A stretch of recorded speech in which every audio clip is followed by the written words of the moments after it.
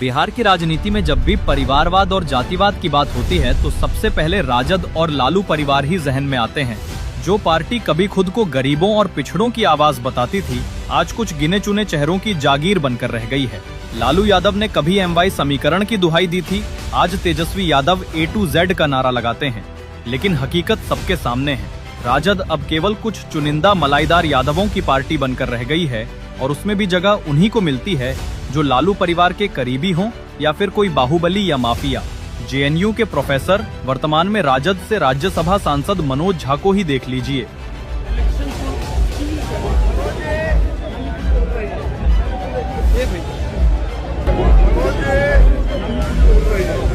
पत्रकार से बात करते वक्त एक छुट भैया यादव नेता उन्हें चुप रहने को कहता है और मनोज झा तुरंत चुप हो जाते हैं। राजद में सांसदों की हैसियत उतनी ही है जितनी उन्हें अन्य यादव नेता इजाजत दें, लेकिन जब बात किसी अपराधी या बाहुबली के सम्मान की आती है तो तेजस्वी उन्हें पूरा सम्मान देते हैं। सब दिन जी अमर रहे। जब जब चुनाव आते हैं पूरा परिवार सक्रिय हो जाता है। विदेश में रह रही बेटियां अचानक बिहार लौट आती हैं, कभी सांसद की कुर्सी हथियाने तो कभी विधायक बनने की चाह में। और कार्यकर्ता, उनका जीवन तो हरी टोपी लगाए झंडा उठाए इनकी गाड़ियों के पीछे दौड़ते दौड़ते निकल जाएगा। उन्हें कुछ मिलने वाला तो है नहीं। MY से A to Z के बीच राजद अब बस एक परिवार और उनके निजी स्वार्थ की पार्टी भर बन गई है। A to Z confusion. एक बार फिर राजद के लोगों का सच सबके सामने है। राजद के कार्यकर्ता माताओं और बहनों से माई बहन योजना का फॉर्म भरने के नाम पर 200 रुपए वसूल रहे हैं। जो जीतेगा वो पैसा देगा 2500 रुपया और 200 रुपया ले रहा है लिखने को।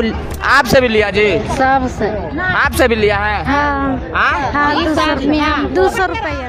अब सोचिए इनके माई बहन के सम्मान की असलियत क्या है। पहले तो झूठे वादे, फिर गांव की महिलाओं को धोखे में रखकर 200 रुपए की वसूली, फिर उनके दस्तावेज और बैंक डिटेल्स लेने की बड़ी साजिश। अब इसकी क्या गारंटी है कि ये लोग महिलाओं के डेटाबेस के साथ कोई गड़बड़ी नहीं करेंगे? वसूले गए पैसे किस काम में लगाए जाएंगे?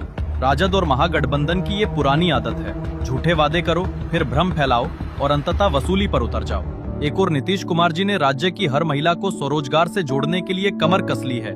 मुख्यमंत्री रोजगार योजना के अंतर्गत महिलाओं के खाते में इसी महीने 10,000 भेजे जाएंगे।